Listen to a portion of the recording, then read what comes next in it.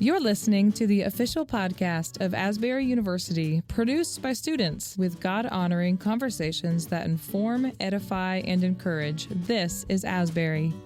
We explore culture and current topics through a Christian worldview, promoting a well-balanced life, and we empower our community to belong, become, and be set apart. I'm your host, Abby Lobb. Welcome to This is Asbury.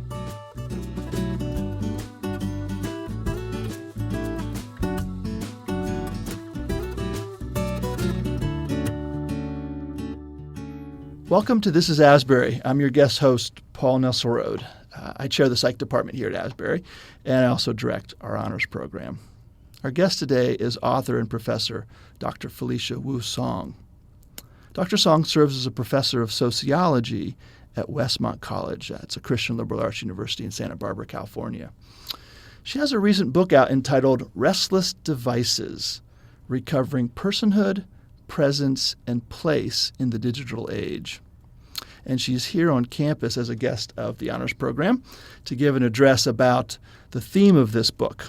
In our brief time together, I'm going to ask her a few questions about her book and her research related to it. So welcome, Felicia. Thank you for taking a few minutes with us today. Sure. It's a real pleasure to be with you. Good. Yes. Well, it's great to host you. I really enjoyed the book.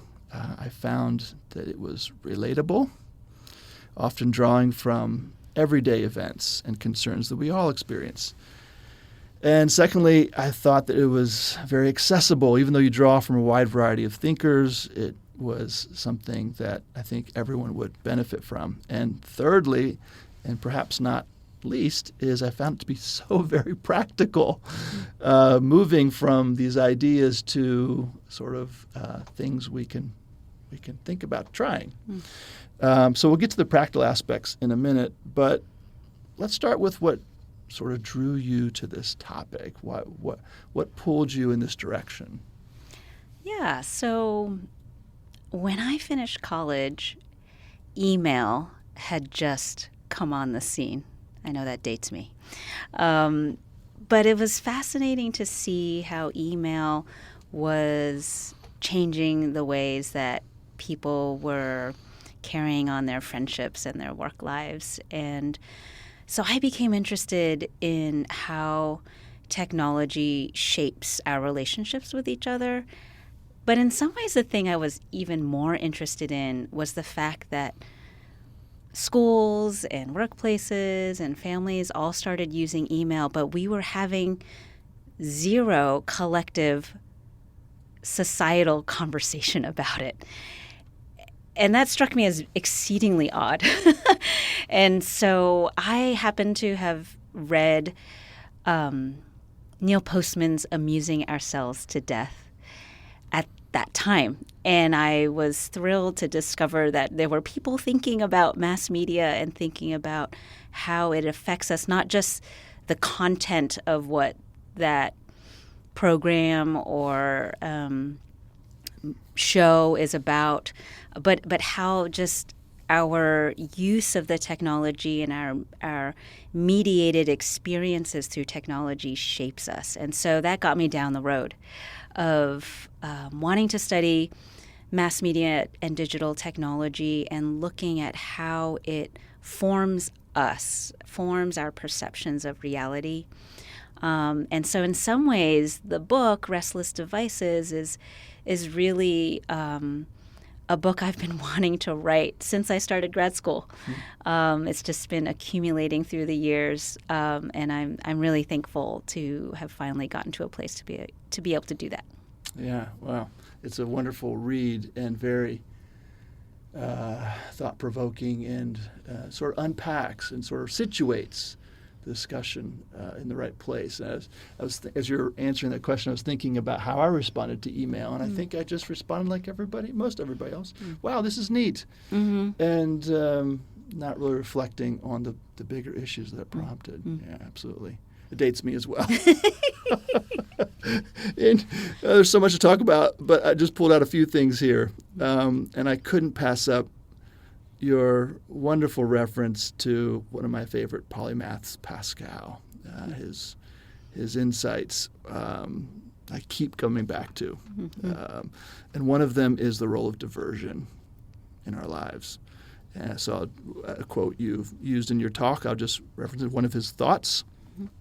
Quote, being unable to cure death, wretchedness, and ignorance, we have decided in order to be happy, which I think is interesting, happy, not to think about such things, unquote. So this is one of Pascal's thoughts as he was weaving together, as we're led to believe, maybe a master apologetic for his fellow unbelieving intellectuals.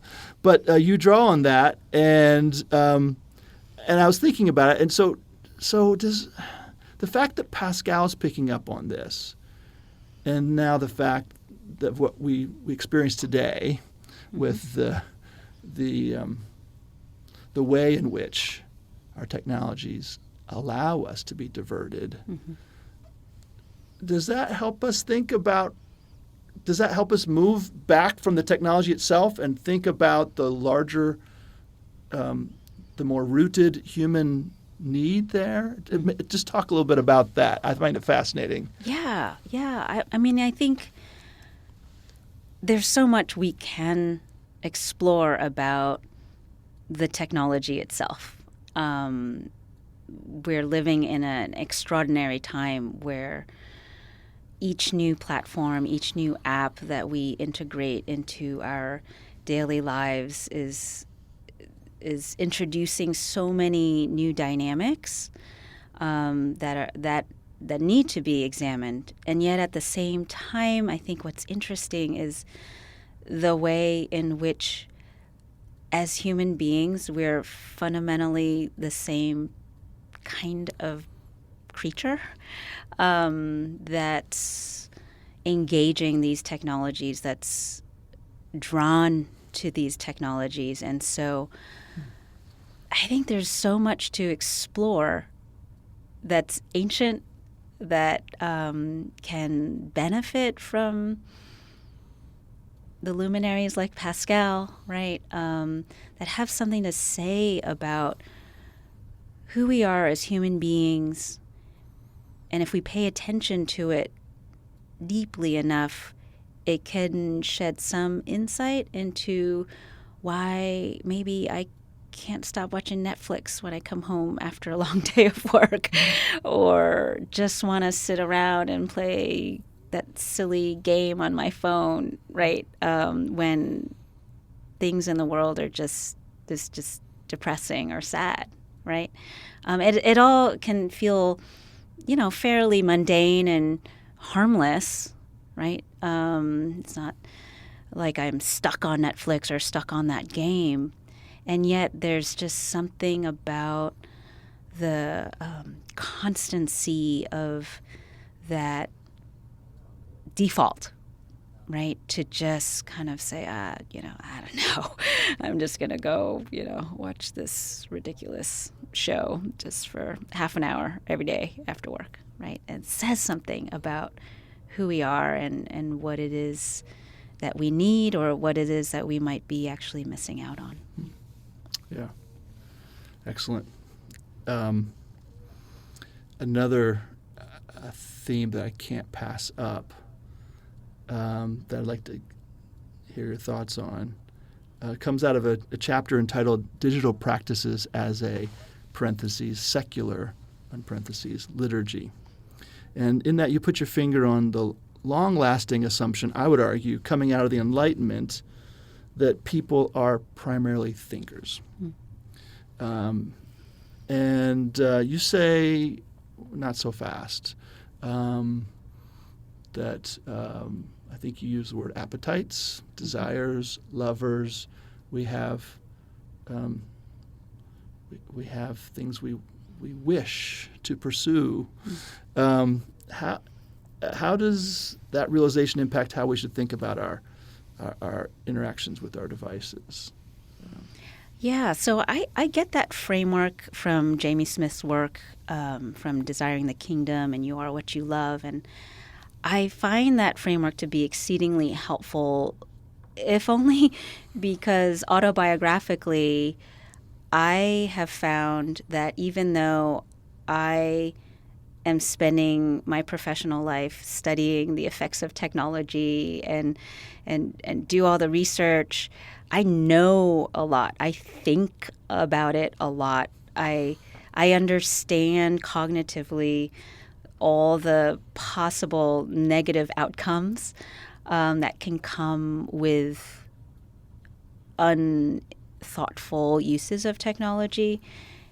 And yet when I look at my life, I still do the same things I used to do before I even read these studies. Like, I still do it. And so, I'm sure all of us can think of the ways in which we know a lot of things about the downsides of technology, and yet we don't stop.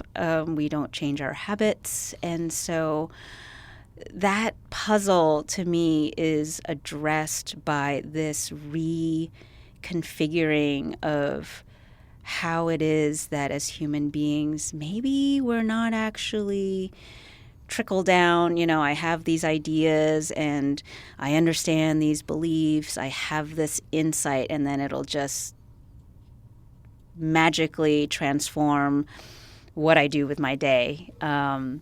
It's just not the case. I mean, not just in technology. I mean, all sorts of areas of our lives are like this. And so to think of ourselves not merely or primarily as thinkers, but as lovers, as creatures with appetites who are visceral, who are bodily, that gets at something that I think is very real, and it's hard to describe. It's certainly not as salutary about who we are as human beings, but I think it gets at a reality that is worth exploring, and it makes, I don't know, it makes sense of other aspects of our lives that we are more familiar with. I often talk about the athlete or the musician or the artist, people who live in their bodies and train their ears, and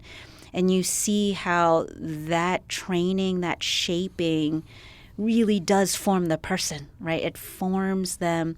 It forms the acuteness to which they perceive the speed of the ball or the sound of a note. And it's that kind of bodily sharpening of skill and senses that totally tracks, right, with this Augustinian view of being persons. Yeah. As you're talking, Pascal came back to my mind again. The heart has reason, reason knows not of, right? That there's this, fantastic. Let's shift, if we can, from diagnosis and description to maybe remedy, because I think that once we realize, once we sort of awaken ourselves to perhaps what's happening and the time we're losing, and so we're starting to feel differently about these, and we're wondering, and then the question is, well, what to do? What to do about it? So I'm going to content myself to just ask a question or two. But you mentioned a term that I think it makes sense, but I hadn't really heard it before, counter liturgies. Can you just tell us what you mean by that? Yeah, so if we think about our routine digital habits as a kind of liturgy, a kind of practice that trains us, trains our desires, trains our loves in a certain direction, and if we think of it as what Jamie Smith calls secular liturgies, that is, it trains us, it forms our desires in a direction that's away from God, away from the kingdom of God, then counter liturgies are these habits and practices that kind of push back against the normalized routines of our digital world. And so what I love about this idea of counter liturgies is that it's not just about doing the digital detox or doing the fast or cutting social media during Lent. It's saying, hey, we need to fill ourselves with something that is life generative, that is beautiful, that will truly satisfy our appetites. And so counter liturgies are these practices that will do just that. So what am I going to do with those 30 minutes that I'm not scrolling on TikTok now, right? Am I just going to sit around and just sweat it out? The counter liturgy says, no, go find something else to do that you know is life-giving, whether that is to paint or to bake bread or to go on a run or, right, whatever it is. There are these ways that we can fill our lives so we remember actually the joy and our appetite for beauty that God has put in all of us, right? And to reinvigorate our familiarity with that. I think I'll move from this thematic general question to get to the practical, by no means the necessary, but sort of just here's something to try. Mm-hmm. And in your book, in between several chapters or sections, I'm not sure I quite remember, you have these little challenges for the reader. Mm-hmm. And you don't put them off as like the method, but here's something, if you're interested, here's something to try. And I remember reading one called The Freedom Project. Mm-hmm. And maybe that actually unfolds over 2 or 3 different. Yes. Mm-hmm. And I will admit with all humility that I've tried 2 or 3 times. I'm not sure I need to go back and look at all the details because I know you carefully construct what this exercise might look like. Mm-hmm. And so maybe I can be more successful at it. If I look back, it's because you very kindly sort of create some caveats that seem to allow us to stay connected. But let me stop talking here. Tell us what you mean by the Freedom Project. Yeah, so the Freedom Project is, like you said, a set of suggested experiments or exercises that can hopefully lead people to experience what I think of as more freedom in their lives with their technology. I mean, I think I'm working with the assumption that a lot of us simply feel enslaved, quite frankly, or constantly put upon by the dictates of our digital demands, even if it's responding to loved ones in a degree of immediacy, right? It's taxing in the long run, and so how can we move towards a more rightly ordered, a more free, healthy existence with the digital devices and responsibilities that we may carry? And so it moves through these stages that starts actually the first stage is the hardest. I think it is the 24-hour digital fast. And it really is a kind of throw you into the deep end of the pool exercise that is meant to kind of shock you and say, oh, wow, yeah, that was really hard, or I can't make it 24 hours. And the purpose is not, it's not a set of exercises that are meant to be New Year's resolutions or self-improvement techniques, or you're going to, after you're done with this in 30 days, you're going to be free. It's not that at all. It is exercises that are meant to provoke more self-awareness, hopefully instigate some self-examination and questioning of, oh, okay, I didn't realize I used technology this much or in this way. And it guides the reader through these different stages that move from awareness to here are some new practices or routines that we can try. That I call experiments, and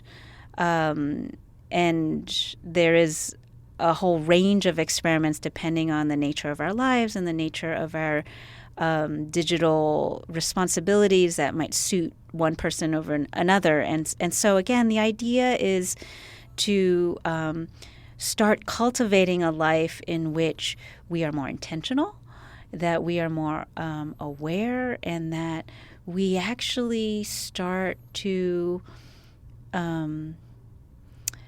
renegotiate our relationship with technology so that it becomes more of the tool that we meant it to be, rather than the thing that drives us, right? And that we have these. We've talked about counter liturgies before. That we begin to start to build up these counter liturgies, these new muscles, or we're reminded of former joys and sources of beauty in our life that we can build up to kind of countervail whatever digital demands we may in fact need to live with. Yeah. Do you challenge your students with this? And if so, what do they say? How Yes. successful are they? And Yeah.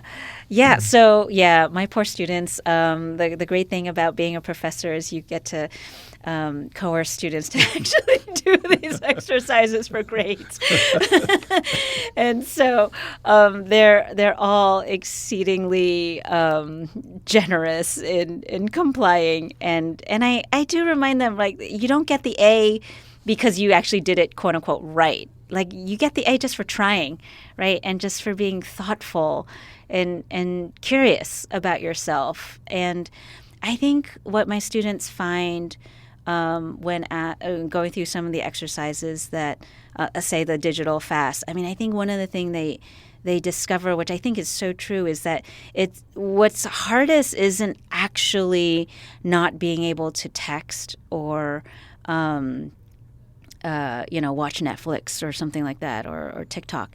What's hardest is actually not being able to, say, listen to music while you're getting dressed. Right? It's just like really small, or use use maps when they're driving. It's these really small things, and it awakens them to, oh wow, I really do rely.